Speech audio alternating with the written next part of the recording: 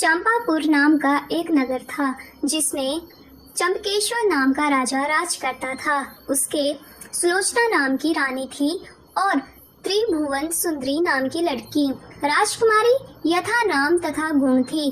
जब वह बड़ी हुई तो उसका रूप और निखर गया। राजा और रानी को उसके विवाह की चिंता हुई।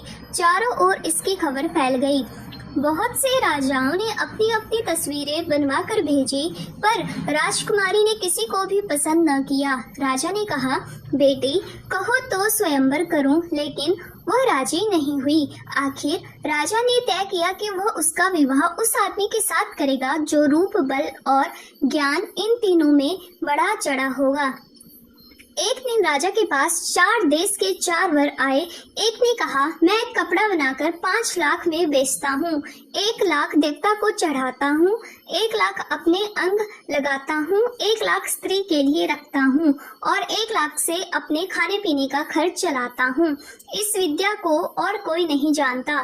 दूसरा बोला, मैं जल थल के पशुओं की भाषा जानता हूँ। तीसरे ने कहा, मैं इतना शास्त्र पढ़ा हूँ कि मेरा कोई मुकाबला नहीं कर सकता। चौथे ने कहा, मैं शब्द वेदी तीर चलाना जानता हूँ। चारों की बातें सुनकर राजा सोच में पड़ गया। वे सुंदरता में भी एक से एक बढ़कर थे।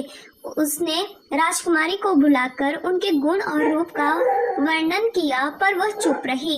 इतना कहकर बेताल बोला, राजन तुम बताओ कि राजकुमारी किसको मिलनी चाहिए। राजा बोला, जो कपड़ा बनाकर बेचता है वह शूद्र है, जो पशुओं की भाषा जानता है वह ज्ञानी है, जो शास्त्र पढ़ा है ब्राह्मण है, पर जो शब्द वेदी तीर चलाना जानता है वह राजकुमारी का सजातीय है और उसके योग्य है। राजकुमारी उसी को मिलनी चाहिए। राजा के इतना कहते ही बेताल गायब हो गया। राजा बेचारा वापस लौटा और उसे लेकर चला तो उसने 10वीं कहानी सुनाई।